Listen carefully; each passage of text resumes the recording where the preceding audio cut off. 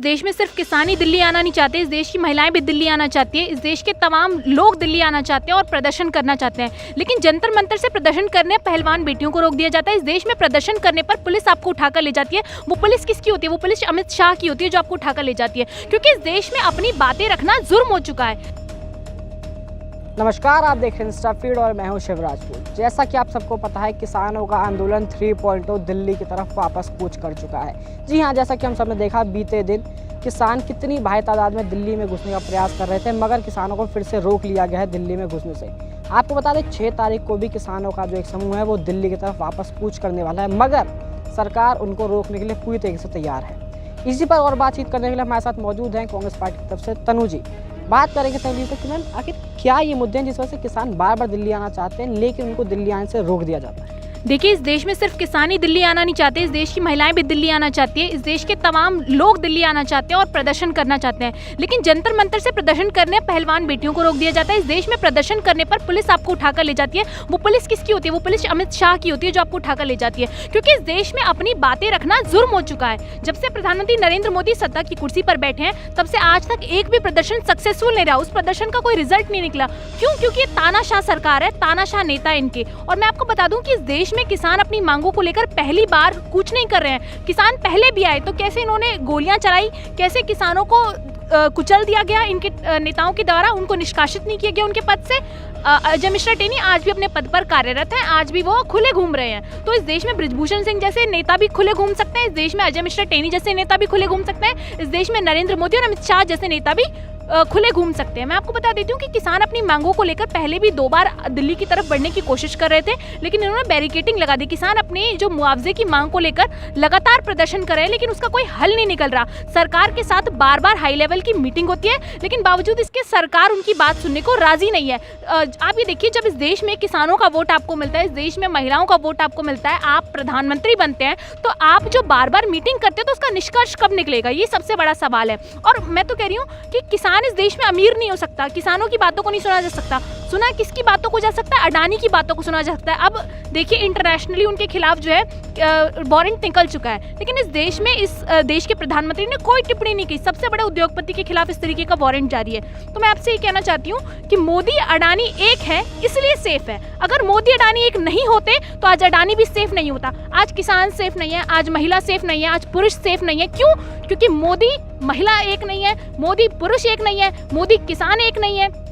तो मोदी और अडानी एक है इसलिए वो लोग सेफ हैं। तो इस देश में आज का किसान भी सेफ नहीं है। आपने देखो कि किसान आत्महत्या कर लेते हैं, किसान गरीब का गरीब रहता है। इस देश में अन्न उपजाने वाला गरीब रहेगा, लेकिन जो एक बड़े सेक्टर में बिजनेस कर रहा है वो अमीर हो जाएगा। क्यों? क्योंकि सरकार उनको प्रॉपर मुआवजे नहीं दे पा रही है। आपने देखा भी निर्मला सीतारमण जी ने जीएसटी बढ़ा दी है। अब हर चीज पे जीएसटी लगा दीजिए, आप पैसे लूट लीजिए, लेकिन किसानों को फायदा मत दीजिए। जिसने जीएसटी भरी है उसको फायदा मत दीजिए। गरीब जो पैसे एक एक इकट्ठे करके फिर भी जीएसटी भरता है, आप उसको फायदा मत दीजिए। तो हमारे जीएसटी के पैसों का फायदा आप किसको देते हैं? अडानी जी को देते हैं, ताकि झोला लेकर जब आप यहाँ से जाए तो अडानी जी और आपका हिस्सा बराबर का हो। तो नरेंद्र मोदी जी से तो मैं सीधा सीधा पूछती हूँ कि आप अडानी पर क्यों नहीं बोलते?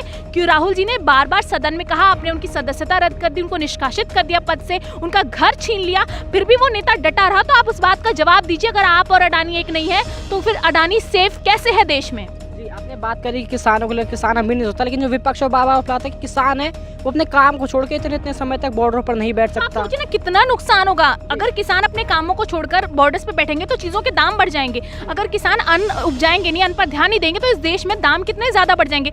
एक नॉर्मल पर्सन अफोर्ड नहीं कर पाएगा। फिर क्या होगा? फिर भुखमरी होगी। इस देश में बेरोजगारी तो पहले से, लेकिन नरेंद्र मोदी चाहते हैं इस देश में भुखमरी भी हो जाए, लेकिन ऐसा होने नहीं देगा। विपक्ष जब तक जिंदा है तब तक वो सवाल पूछेगा। और किसानों से तो मैं कहना चाहती हूँ, अगर वो अपनी मांगों को लेकर प्रोटेस्ट नहीं करेंगे तो फिर वो अन्न उपजाकर क्या करेंगे? जब उनसे उनको कोई फायदा ही नहीं है, उससे देश की जनता को कोई फायदा नहीं है, जनता भी महंगे में खरीद रही है, किसान को भी सस्ते दामों में किसानों से खरीदा जा रहा है, तो फिर क्या जरूरत है किसानों की खेतों में काम करने की? नरेंद्र मोदी जाए, नरेंद्र मोदी का वो अमित शाह का बेटा जाए, जाकर खेती करे, तब पता चलेगा ना कि कैसे किसान एक एक दिन काटता है, इतनी मेहनत करता है और उस अन्न को हम खाते हैं। ट्रैक्टर लेके क्यों आ जाते हैं, लेकिन किसान बिना ट्रैक्टर के आ सकते हैं? किसानों की पहचान ट्रैक्टर से है, तो ट्रैक्टर लेकर ही आएंगे ना। अब नरेंद्र मोदी की तरह लग्जरी गाड़ी तो है नहीं हमारे पास कि लैम्बोर्गिनी लेके आ रहे हैं, आप जैगुआर लेके आ रहे हैं। तो किसान ट्रैक्टर से चलता है, इसलिए किसान ट्रैक्टर लेकर आते हैं। अच्छा, किसानों के आंदोलन को बात बताता है कि दंगाई हैं लोग, खालिस्तानी बताया जाता है क्योंकि उग्रता। सोचिए ना, इस देश में अनुप जाने वालों को आप खालिस्तानी कहते हैं, इस देश में अनुप जाने वालों को आप दंगाई कहते हैं, तो आपकी मंशा, इस भारतीय जनता पार्टी की मंशा किस तरीके की होगी? तो ये वो लोग हैं जो किसानों पर, जो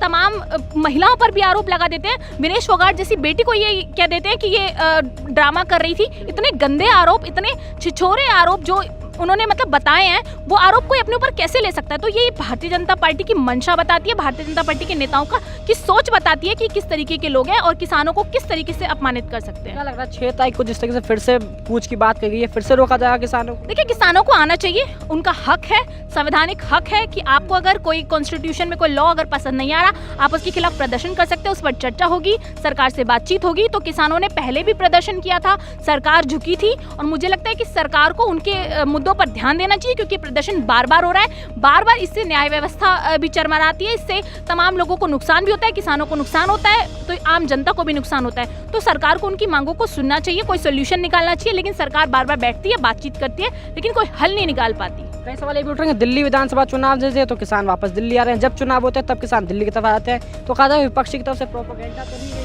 अच्छा, मतलब आप ये कहना चाहते हैं कि पूरा का पूरा किसान तबका विपक्ष के साथ है? अरे ये नरेंद्र मोदी जैसे जो लोग हैं, जो वोट लेने के नाम पर तो किसानों को भाई बहन बता देते हैं, और जब चुनाव खत्म हो जाते हैं तो कह देते हैं ये विपक्ष के हैं। आप ये सोचिए, सारा किसान क्या विपक्ष को वोट देता है? तो नरेंद्र मोदी कैसे बन गए प्रधानमंत्री? उनके कैसे इतने ज्यादा एमपीज है? तो मुझे ये लगता है कि नरेंद्र मोदी के बयान खोखले हैं, झूठे हैं, मन से वो झूठ बोलते हैं, और मुझे लगता है नरेंद्र मोदी और अमित शाह को अब ये समझने की जरूरत है कि न्याय व्यवस्था को एक व्यक्ति कंट्रोल करता है और पूरे देश को एक व्यक्ति कंट्रोल करता है। तो दोनों तरफ से मिलकर ये देश को खोखला बना रहे हैं, और इस पर मंशा जो चिंतन करने की जरूरत है जनता को। कांग्रेस पार्टी देने वाली किसान आंदोलन में किसान आते हैं साथ। देखिए, हमने तो पहले भी कहा था किसानों की मांगों को सुना जाएगा अगर सत्ता में हमारी सरकार आती है, लेकिन किसी वजह से जनता ने जन समर्थन नहीं दिया, जिसका हम स्वागत करते हैं। लेकिन ईवीएम से, हमारा ईवीएम पर पहले भी सवाल था, आज भी है, कल भी है, हम चुनाव जीते ना जीते, लेकिन मेरा ये सवाल है कि ईवीएम से चुनाव नहीं होना चाहिए, बैलेट पेपर से होना चाहिए। धन्यवाद।